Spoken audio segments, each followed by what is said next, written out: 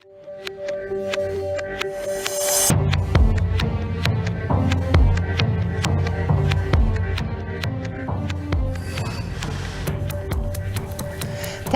netute magpiar Wheatley nisagasun o Pasquiac Uchanina. Tawau, welcome to APTN National News. The coroner's inquest into the death of a First Nations man in the Thunder Bay District Jail has wrapped up, and the jury is now considering recommendations. The inquest, which began last week, looked into the June 2020 death of 27-year-old Kevin Mamakwa of Kingfisher Lake First Nation. First Nations leaders are joining the Mamakwa family in demanding the jail be shut down. APTN's Mike McDonald reports. Megan Daniel is the lawyer representing the Mamakwa family, and she's calling for the jury in this inquest to recommend that the Thunder Bay District Jail be shut down. The solution can't be keeping people in a building that we know is unsafe. And so we're asking for the jury to make the recommendation to shut it down, because we think if the jury doesn't do it and if the community doesn't demand it, there isn't a set of circumstances where the province will be willing to do so. Sean Bell is the lawyer representing Kingfisher Lake First Nation. He delivered a statement on behalf of its chief, Eddie Mamakwa, who is disappointed that the current jail will remain open even after a new one is finished later this year. The inquest has shown very clearly that the Thunder Bay District Jail, where Kevin Mamakwa passed away, is not a safe place for our people. The physical building of the Thunder Bay District Jail does not allow for many of the programs and services that people require while they're in jail. Kingfisher Lake First Nation is very concerned to learn that the Thunder Bay District Jail will remain open at least 5 years after the new correctional center is open. First Nations and provincial representatives echoed the call for meaningful action to be taken. The purpose of this inquest is not only to understand what happened to Kevin, but also to ensure that no other family must endure the same tragedy. We hope the meaningful recommendations will lead to meaningful action. This jail has been around for 100 years. I know it was designated as a historical site, but where's our priorities? Like, do we recognize it, keep it going just because it's a historical site? Or do we actually take into the human factor that is there? We don't want any more deaths in the jail as a result of the horrendous conditions. It is a death trap and needs to go. We need to close the Thunder Bay District Jail, and then that's what we're calling on. I'm calling on the Solicitor General, Michael Kirsnell, to shut down this jail. Even if the jury does recommend that the jail be shut down, Mamakwa family lawyer Megan Daniel says that would not be legally binding and that the province will likely reject the recommendation. She says they must still be pushed not to abdicate its responsibility to those who are incarcerated. Mike McDonald, APTN National News, Thunder Bay. Mike. It's been 3 long years since anyone has heard from a woman from the Constance Lake First Nation. She had been living in Barrie, Ontario when she went missing. As Annette Francis reports, the family of Autumn Shaganash continues to search for answers. Autumn Shaganash vanished on June 10, 2023. Family and supporters met with media on the anniversary to make an emotional plea to bring her home. So whoever did this to her or whoever knows what happened, just know that, no one's going to stop looking until we find out the answer. So just please come forward anonymously, whatever way you want to tell us anonymously. Just please tell us. Video surveillance captured her walking with a male friend the morning she disappeared. The last time Lily Moore saw her sister is when she left home the day before she went missing. Before she left home, she hugged me and told me she loved me. She hugged her nieces. She said goodnight. I wish I could go back to that day. In December, the Barrie Police doubled the reward for information on Autumn's case to $100,000. Billboards to refresh public interest have been created for the month of June. Anishinaabe Nation Deputy Grand Chief Anna Betty Achni Pananchkam says more supports for families are needed. First Nations women continue to represent a high number of those that are classified as missing, are murdered. yet we receive very little support from the government to, to get together, to go out there and speak to the media, to go and do searches. The family has, they raised the funds to go search, and, they went to knock on the doors of their administration offices within their First Nations to come and help support. Lily Moore agrees. She applauds the Barrie Police for the work they've done, but she says it's not enough. More support is needed. I would like to search areas that we haven't searched before around Barrie. We have searched Sunnydale Park multiple times. Barrie Police has done as well with drones and canine dogs. But, just because that's the last place she was near, I believe that, other places should be searched, even though there's no proof that she was there. Anyone with information regarding Shaganash can call the Barrie Police or Crime Stoppers. Annette Francis, APTN National News, Barrie, Ontario. Kinanaskam in Annette, and we have more fallout regarding Bill S2 amendments to the Indian Act, that and more right after the break. Cheskwa.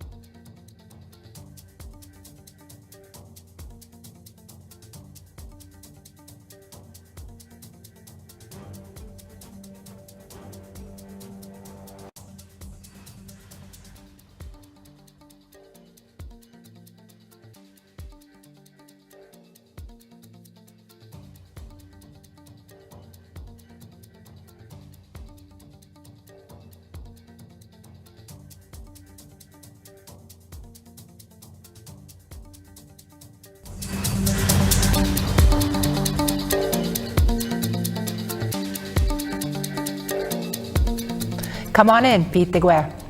First Nations stakeholders are ramping up the pressure on the Carney government. They wanted to eliminate the second generation cutoff from the Indian Act. The issue came up at 2 separate press conferences and a committee meeting on Parliament Hill on Thursday. APTN's Fraser Needham has that story. At the Thursday morning press conference, members of the Caldwell First Nation in Ontario urged the Liberals to get rid of the second generation cutoff. One of them was Teresa Lewis. At 36 years old, I found my way home to my nation, and I thought I could finally rest and begin to heal. But here I am today fighting for my children, my nieces, nephews, and cousins. Until these wrongs are fixed, we cannot stop fighting, and we cannot heal. Sorry. At another press conference Thursday afternoon, Zoe Craig Sparrow, who is a member of the Musqueam Nation in British Columbia, outlined how the second generation cutoff will affect her family going forward, because she is marrying a non-status person. But our children will not have status. In the eyes of the government, they will not be First Nations. They will not be able to inherit the home that I own, right next to my mother's. And they will not be able to exercise their Aboriginal right to fish. My babies won't even be allowed on the boat with me. Paul Prosper is part of a Senate group that amended proposed government legislation S2 to eliminate the second generation cutoff. On Thursday, he said that although the Indian Act is flawed, it is currently the only way First Nations people can receive government benefits they are entitled to.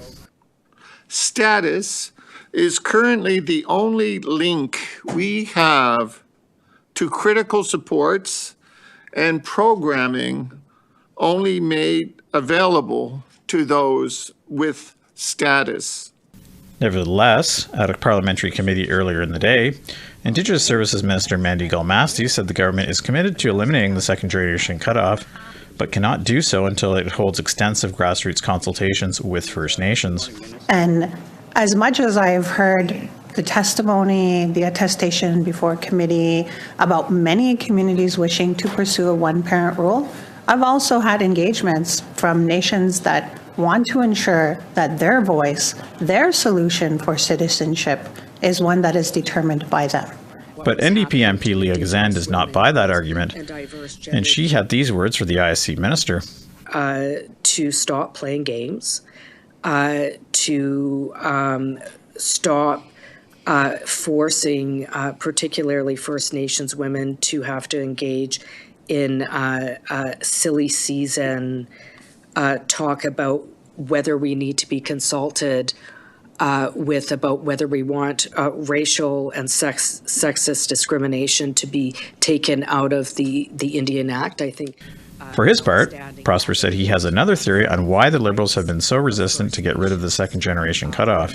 Oh, it's quite plain to me that what we're looking at is the mathematical extinguishment of a people. And government has an obligation to Indigenous people, and they have obligations to status people, Indians as well. Bill S2 is still being studied in committee. However, Parliament is due to rise for the summer break next week. Fraser Needham, APTN National News, Ottawa. Tapwag Chef Fraser. A man wanted for a robbery near the Saging First Nation in Manitoba turned up dead on the reserve 4 days after the Powerview RCMP issued a warrant for his arrest. RCMP allege a male suspect tried to rob a store at the intersection of Highways 59 and 11 near Saging on the evening of Saturday, June 6th. When he tried to escape on an ATV, a store employee grabbed on but was run over in a ditch before the suspect drove off. According to a news release, liquor stolen from the store, a knife, and a jacket were recovered. The suspect was then seen driving the ATV near the Saging town site. He refused to stop and drove into the bush. An arrest warrant for 27-year-old Kevin Drew Kershane was issued. On Wednesday, June 10th, Powerview RCMP members were called to a home in Saging where Kershane was found deceased. They are awaiting autopsy results to determine the cause of death. And we check in with our Truth and Politics panelists right after the break. Cheskwa.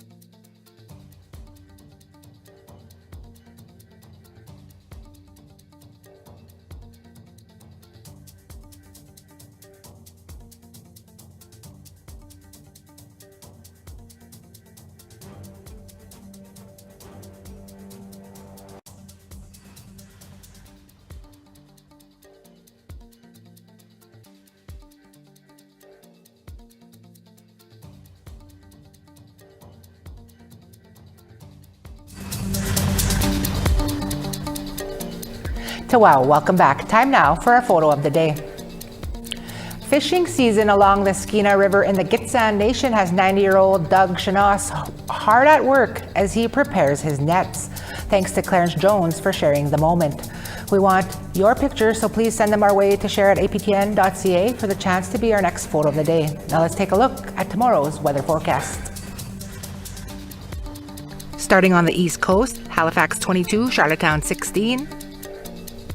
Over to Happy Valley Goose Bay 12 and Kuujjuaq 21. Quebec City is 18, while Val-d'Or 25. Peterborough 23, Sault Ste. Marie 17. Up to Kapuskasing now 21 and Big Trout Lake 9. Churchill 0, Thompson and Norway House 7. Gimli 13, Dauphin 12. Over to Yorkton 9 and Swift Current 12. Stony Rapids and Uranium City is 18 and La Ronge 15. And moving west, Fort Chipewyan 18, Peace River 17. Medicine Hat 12, Edmonton 15. Over to Campbell River 24, Vancouver 20. Fort Nelson 25, Smithers 22. Mayo 19, Dawson 21. Over to Wati 23, Yellowknife 18.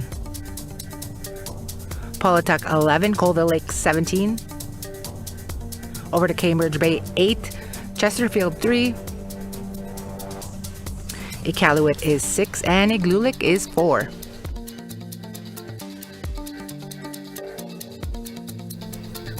Time now for our Truth and Politics panel. It's Pride Month, Indigenous History Month, powwow season, and Sundance time. There's also several audits underway on how Indigenous governments and organizations are spending their funding. Winnipeg Free Press columnist Neegon Sinclair and Jennifer Leowitz, CEO of Pasqua Strategies, are with us now, as always, to analyze this. Jennifer and Neegon, it's great to see you both. I guess let's start with you, Neegon. It's Pride Month. It's also Indigenous History Month, among other busy times for us at this time of year. I guess what are your thoughts on combining Pride and History Month, and and how can that affect our community's youth and the elders? Well, I don't think it's any coincidence these two things come together, because for us as Indigenous peoples, regardless of what nation you come from, whatever community you come from, the word heterosexuality, homosexuality, even transsexuality, these are all words that were imported to us. We would never think of sexuality as a sole defining feature of your identity. And most importantly is those who are the most connected, the most open, the most inclusive, those who are, imagining the kind of gray areas between all things, or we could use the word queer. They would be the most revered in our communities, the most valued. They would be the people we would listen to the most, because they are the ones thinking about how things are connected. They would certainly not be thinking about binary differences, whether that just be sexuality or even politically, or even there's a reason that many of us are many different identities at once, Anishinaabe and Cree and Métis, and we don't have any problems with that overlap. And I think that if there's anything, Two-Spirit people, or Nij Manitowoc in our language, are people who think very deeply about these things, and they think that love is something that's inherent with all of creation, and that love is not defined simply on your biology. It's about your relationships. And I think there's no more important time we should think about that than during Indigenous Peoples Month. But most importantly, I think bringing in Pride is very inclusive. It's very much a part of who we are fundamentally, because we would never really have a separateness to that sense of what we'd call LGBTQ2+. We call them just a relative. That's a great explanation there. I guess, Jennifer, do you have the same take, or what's your take? Yeah, I think, we talk a lot about the identity and, those pieces that have been almost washed out of our people, especially in modern day society, with how we are essentially, I hate to say the term whitewashing, but that's exactly what we're doing with a lot of these terms on how we identify one another. And I think, we have always recognized the unique individualism of one another. And I think having these inclusive spaces, but also in my opinion, having the ability to celebrate something other than the hard. And we talk so much, even other parts of the year, about, the history and truth and reconciliation and all the hard, that getting back into that, having a month or a space where we can just celebrate each other. And I don't know of any other space where, even as what would be defined as a straight or heterosexual person, where I can go into these spaces and be included and be part of community and be part of different groups of people that come together and celebrate. And it feels good, because every other time that we talk about the history and how it led here, it's dark and it's heavy. And I like that it's intersecting. I don't want to downplay the importance of talking about the truth, especially as residential school denialism is on the rise. And we have to talk about that. And I know it is tough with elders. We're still dealing with, a lot of what that history looked like, especially with, the church being heavily involved in the residential school system. A lot of our people are still very religious, whether it be the Christian faith, being a part of the Roman Catholic faith, where a lot of those views might not still be in alignment with where we're at today. And we're still working through that. And that's okay. I think our youth are very innovative and are taking this by the horns, and we're being a much different society. And I'm very excited for our kids, especially my kids now, that don't know any different. They live in a way more inclusive world, and I love that for them. Yeah, and that inclusive world also, I guess it includes the summer solstice. Like, it's also like that very important time of month for us. But staying with you, Jennifer, I guess the Indigenous Language Commission that was led by Ron Ignace allegedly spent $10 million on a conference, prompting an audit by Heritage Canada. It doesn't seem right, to spend all that on a conference. I guess, what is the Commission's annual budget, and could that $10 million have been put to something different? Well, I know that their budget, back to their funding agreements that started in 2021, there was that commitment for an over $50 million budget, which is a ton of money. And I think we are reaching the point where conferences are not cutting it anymore. That is my hot take. We see conferences in every area, especially when there is large federal budgets. We see conferences on child welfare. We see conferences on language. We see all of these large scale conferences. And I'll be honest, that's something that I've tried to scale back on, is I don't feel the use of going to every conference I can. Often these conferences are not accessible by the general public, or people that are often living on community and don't have the means or access to them. And then we have to start asking ourselves, what is the outcomes? Government is going to step in when they feel like money may or may not be used properly, which is why they commission audits. But we need to be asking ourselves what the outcomes are. Are we doing anything to preserve languages? Are we doing anything in that area? I know there are people in Saskatchewan that have been working on this. I know of one for sure in the Dakota language, doing projects through books, things like that, where I think those are, amazing things to be doing, working with our elders and communities and doing what we can. But when you're hearing, in the news about how they were asked already to scale back on not spending as much money on a conference, they were at like $10 million. That's reasonable. And it makes you ask yourself, what is the benefit to all of this? Mm-hmm. And I guess, speaking of audits, Nigon, the Auditor General says she's going to look into organizations that have a focus on missing and murdered Indigenous women and girls, including their funding. And this, of course, after Grassroots family members held a press conference and said they're seeing no progress, amid all this money that's being spent on these bigger groups. I guess, going forward, can you just help us shed some light on all of this? So I just want to get back to the budget question with the Languages Office for just a minute, and then we'll talk a little bit about commitments to murder, missing Indigenous women and girls, and Two-Spirit peoples, of course, that's related as well. The annual budget over 5 years, or the money that's been allocated over 5 years to the Indigenous Languages Office, is $333 million. And so if you get some perspective here, what we're talking about here in $10 million is, a fairly small fraction of their actual budget. Now, you may say to yourself, $10 million, that's a crazy amount to spend on a conference. Obviously, it is a lot. Let's remember, though, that what we're talking about is most Indigenous language advocates are of senior age. They are individuals who have been working at language. No one is paying them, and no one has ever paid them to save the languages. And so many of them have put their own money on the line. They have produced materials at great cost to themselves. And they've been working often in First Nations, which we know are chronically underemployed and low income. And so as a result, you have to pay their way. Like, you have to pay the way and then put them into a situation in which, in a major urban center in a very expensive city like Ottawa, it's going to cost money. And to be able to create some kind of momentum to move forward on that issue, it's going to be more pricier than any other conference, which tends to be a lot more mobile. You can do it probably a lot more community based. You wouldn't have to, fly in that many people who probably have jobs. I'm just pointing out that this amount, while feeling very high, may not be as high as if you think about the context of the issue. Now, getting to the issue of murder, missing, Indigenous women and girls, same situation. What we've got is oftentimes families that have been chronically mistreated, have been put into situations of cycles of poverty over generations. And so what you've got is a large amount of families that need to participate in these elements involving not just meetings and conferences, but also consultations, working with police services, which we know cannot handle this issue appropriately. And so they need more family members, and it's going to be expensive. And I think, though, if family members are concerned about the issues of in relation to the ongoing treatment or the use of that money, I think there's some genuine concern that's worth bringing up. And so I think we need to listen to families at all times. And so what will come of that, I'd be very curious as to see. Definitely a lot of perspectives and thoughts to think about there and sit with. I guess, thanks for your time. We'll continue this conversation on the podcast. And that's your APTN National News for this Thursday, June 11th. I'm TR Wheatley, and it's been a pleasure to be here with you.